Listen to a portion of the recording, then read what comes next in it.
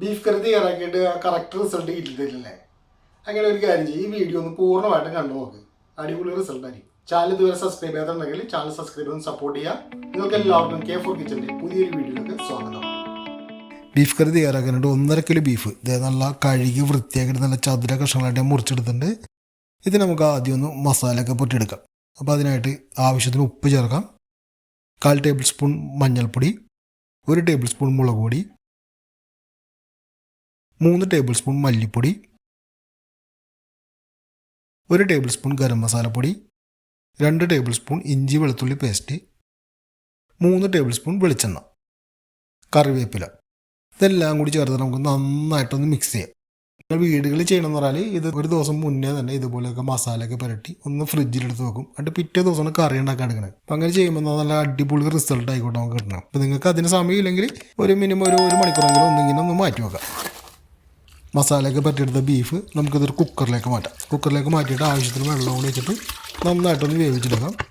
ആ സമയം കൊണ്ട് നമുക്ക് ബീഫ് കറിക്ക് വേണ്ട മെയിൻ ഇൻഗ്രീഡിയൻസൊക്കെ എന്തൊക്കെയാണെന്ന് കണ്ടുനോക്കാം. അപ്പോൾ അതിനായിട്ട് പച്ചമുളക് 50 ഗ്രാം, വെളുത്തുള്ളി 50 ഗ്രാം, ഇഞ്ചി 50 ഗ്രാം, കറിവേപ്പില, ഒരു ചെറിയ കഷ്ണം തേങ്ങ നുറുക്കിയത് എടുത്തിട്ടുണ്ട്. അതെന്തിനാണെന്ന് ഞാൻ പറഞ്ഞുതരാം.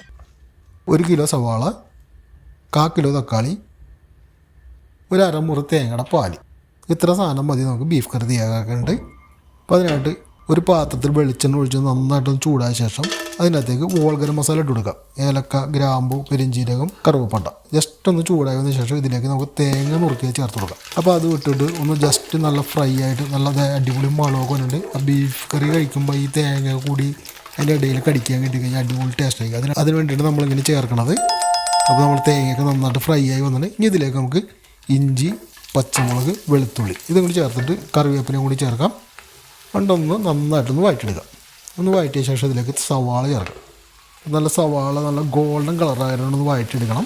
അപ്പോൾ നമ്മുടെ ചാനൽ ഇതുവരെ സബ്സ്ക്രൈബ് ചെയ്യാത്തവരുണ്ടെങ്കിൽ ചാനൽ സബ്സ്ക്രൈബ് ചെയ്ത് സപ്പോർട്ട് ചെയ്യുക. അതിനൊപ്പം തന്നെ നോട്ടിഫിക്കേഷനായിട്ട് താഴെ കാണുന്ന ബെല്ലൈക്കൺ ക്ലിക്ക് ചെയ്ത് അതിൽ ഓൾ എന്നത് എനേബിൾ ചെയ്താൽ ഞാനിടുന്ന വീഡിയോസിൻ്റെ എല്ലാ നോട്ടിഫിക്കേഷൻ നിങ്ങൾക്ക് ലഭിക്കുന്നതായിരിക്കും. അപ്പോൾ നമ്മളുടെ സവാളയ്ക്ക് ഇതേ നല്ല ഗോൾഡൻ കളറായി വന്നിട്ടുണ്ട്. ഇതിലേക്ക് ഇനി നമുക്ക് ആവശ്യത്തിന് ഉപ്പ്, 1/4 ടേബിൾ സ്പൂൺ മഞ്ഞൾപ്പൊടി, 1 ടേബിൾ സ്പൂൺ മുളക് പൊടി, 3 ടേബിൾ സ്പൂൺ മല്ലിപ്പൊടി, 1 ടേബിൾ സ്പൂൺ ഗരം മസാലപ്പൊടി, 1 ടേബിൾ സ്പൂൺ കുരുമുളക് പൊടി. ഇതെല്ലാം കൂടി ചേർത്തിട്ട് ഈ മസാലയുടെയൊക്കെ പച്ചപ്പൊക്കെ ഒന്ന് മാറി വരെ നമുക്കൊന്ന് വഴറ്റിയെടുക്കാം. നമ്മുടെ മസാലയുടെ പച്ചപ്പൊക്കെ ഒന്ന് മാറിയുണ്ട്. ഇനി ഇതിലേക്ക് നമുക്കൊരു 2 ടേബിൾ സ്പൂൺ ഇഞ്ചി വെളുത്തുള്ളി പേസ്റ്റ് ചേർക്കാം. ഇതും കൂടി ചേർത്തിട്ടൊന്ന് വഴറ്റാം. ഇതിലേക്ക് നമുക്ക് ഇനി അല്പം വെള്ളം ഒഴിച്ചു കൊടുക്കാം. അപ്പോൾ കറിക്ക് എപ്പോഴും ചൂടുവെള്ളം ഉപയോഗിക്കുക, നോർമൽ വെള്ളം ഉപയോഗിക്കാണ്ടിരിക്കുന്നതാണ് എല്ലാ കറി തയ്യാറാക്കുമ്പോഴും നമ്മൾ ചെയ്യേണ്ടത്. അപ്പോൾ അങ്ങനെ ചെയ്താൽ നല്ല റിസൾട്ട് നല്ല അടിപൊളിയായിരിക്കും. അപ്പോൾ ഇതൊക്കെ ചേർത്തൊന്ന് വഴറ്റിയെടുത്തുണ്ട്. ഇതിലേക്ക് നമുക്ക് തക്കാളി ചേർക്കാം. തക്കാളിയും കൂടി ചേർത്തൊന്ന് തക്കാളിയൊക്കെ നല്ല സോഫ്റ്റ് ആയി വരെ ഒന്ന് വഴറ്റിയെടുക്കാം. ഇതിലേക്ക് ഇനി ഗ്രേവി കണക്കാക്കിയിട്ടുള്ള അല്പം കൂടി വെള്ളം കൂടി ഒഴിച്ചിട്ട് മൂടി വെച്ചിട്ട് അല്പസമയം ചെറിയ തീയിൽ ഒന്ന് വേവിച്ചെടുക്കാം. അപ്പോൾ നമ്മുടെ കറിയുടെ മസാലയൊക്കെ നല്ല സോഫ്റ്റായി വന്നിട്ടുണ്ട്. ഇതിലേക്ക് ഇനി നമ്മൾ നേരത്തെ വേവിക്കാൻ വെച്ച ബീഫ് ഒന്ന് ചേർത്ത് കൊടുക്കാം. ഇതൊക്കെ ഒന്ന് മിക്സ് ചെയ്ത് നല്ല അടിപൊളിയായിട്ട് മിക്സ് ചെയ്ത ശേഷം ഒരു 10-15 മിനിറ്റ് മീഡിയം ചൂടിൽ ഒന്ന് വേവിക്കാൻ വെക്കാം. അപ്പോൾ ഇത് അടിപൊളി മണമൊക്കെ ഉണ്ടാവുന്നത് നല്ല ബീഫ് കറി നല്ല സൂപ്പറായി വന്നിട്ടുണ്ട്. ഇനി ഇതിലേക്ക് വേണമെങ്കിൽ നിങ്ങൾക്ക് തേങ്ങാപ്പാൽ ഒഴിക്കാം. ഇപ്പോൾ തേങ്ങാപ്പാൽ ഒഴിച്ച് കഴിക്കാൻ താല്പര്യമില്ലാത്തിരിക്കണമെങ്കിൽ ഇതേപോലെ തന്നെ എടുത്ത് നിങ്ങൾക്ക് കഴിക്കാവുന്നതാണ്.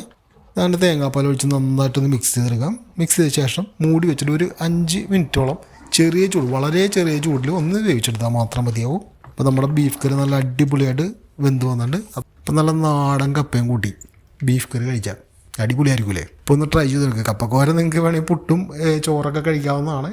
അപ്പോൾ തീർച്ചയായും റെസിപ്പി ഒന്ന് നിങ്ങൾ ട്രൈ ചെയ്യുക. വീഡിയോ പറ്റിയുള്ള അഭിപ്രായങ്ങൾ കമൻറ്റ് ചെയ്യുക. മറ്റൊരു നല്ലൊരു വീഡിയോയുമായി അടുത്ത ദിവസം കാണുന്നവരേക്കും മിസ് bye from team K4 kitchen.